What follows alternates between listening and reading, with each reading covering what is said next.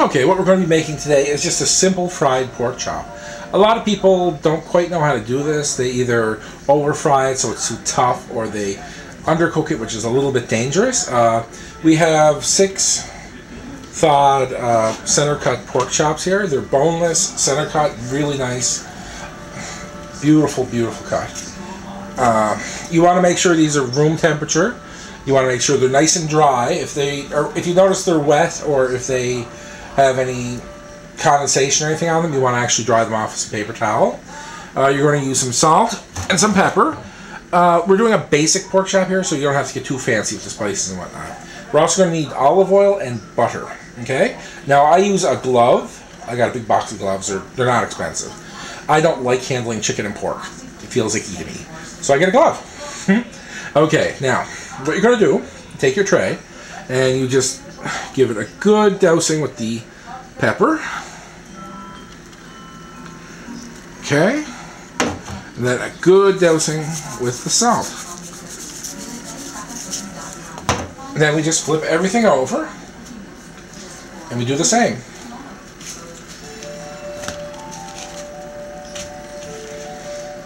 Now be careful you're not wiping the salt and pepper off on the other side when you flip it.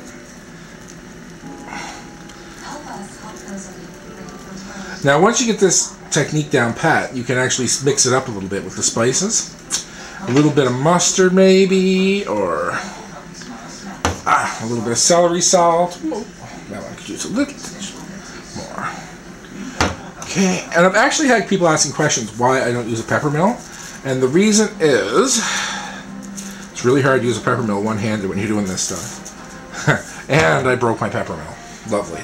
Okay, so now that we have everything seasoned, we're going to let it sit for a minute, and we're going to get the pan ready. Okay, let's fast forward to that.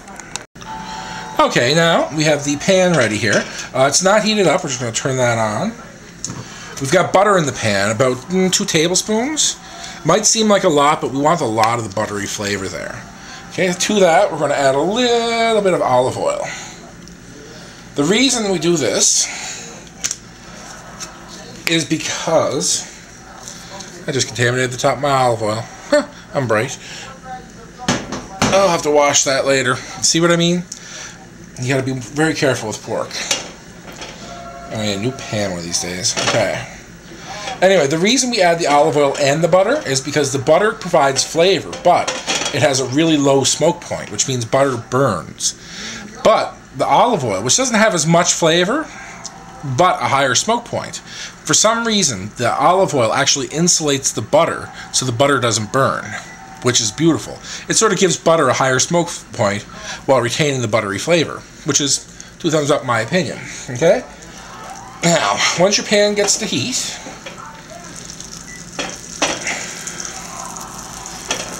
you'll see it start to go with the water is actually being boiled out of the fat because the butter has the water in it. Excuse me. Okay, now we just start to take our pork chops and we put them in. Now, if I were telling you to cook a steak, I would tell you to leave it alone. One of the biggest sins that you can do with a steak is to move it around a lot. The same holds true for the pork chops, but not as much. You see, once you actually get a side with a nice browning on it, not all the way browned either, because you remember, you have to cook the pork all the way through, unlike a steak. You can't have a medium rare pork chop. So what you want to do is, as soon I have my tongs here, you sort of get in there and look. See, it's already starting to color on one side. That's what the leaving it dry aids, actually. If your pork chops are wet, it'll take a long time for them to actually start to get any color. Okay? Now you'll see up the side here, if you can, I don't know if you can see, it's already starting to cook, right? See how it's turning white? Pork has a really good indicator of when it's cooked because it turns white. A lot of other meats, it's a lot of fiddling around. Nope, pork, it's just pink, pink is raw, white is cooked. Anyway, but you can see how the heat is coming up through the meat, and it's actually starting to cook it already. Oh, just let me see if I can get that a little closer. You see? usually when that's about halfway up the side of the meat, you want to flip it. Now remember, the color isn't quite what we want just yet, right? Because we're going to be flipping this back and forth a few times.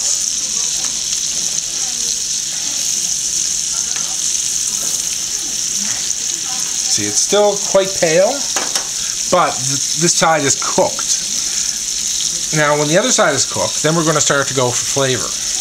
Because when the meat starts to brown like that, and the nice nutty flavor from the butter and the seasonings and the salt and everything, it's very, very flavorful. Also, doing it with the butter like this ensures that the pork chop doesn't really, you know, lose its moisture. Now, while we're doing that, I can just slide these other ones in there. At the beginning, you don't want to crowd the pan because we're not trying to boil the pork chops. So once the moisture comes out of these ones, you can add a few more.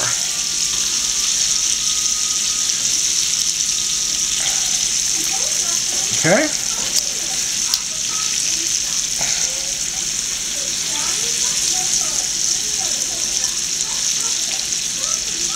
There we go. Now this is going to take a few minutes.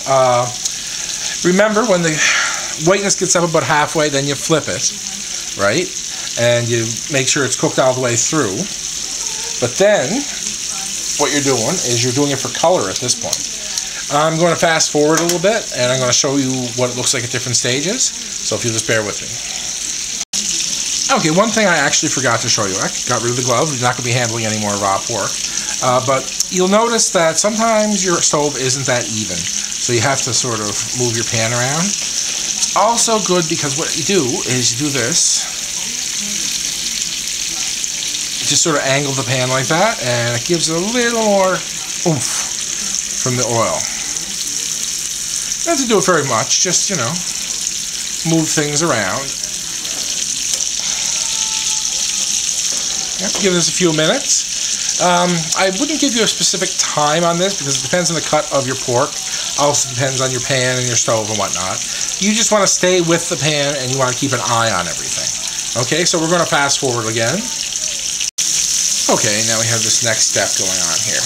As you can see, if we lift a little bit, we've started to develop some color on one side. Now, this is where you want to flip it every once in a while, because we don't want it to get dried out. And leaving it just sit on one side really dries everything out. Now, we're going to be flipping it again, so don't worry, this isn't its final color.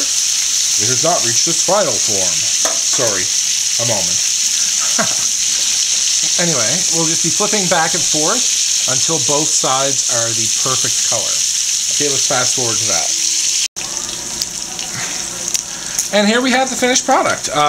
This is after a few flips back and forth. As you can see, it's got beautiful color on both sides of the pork chop.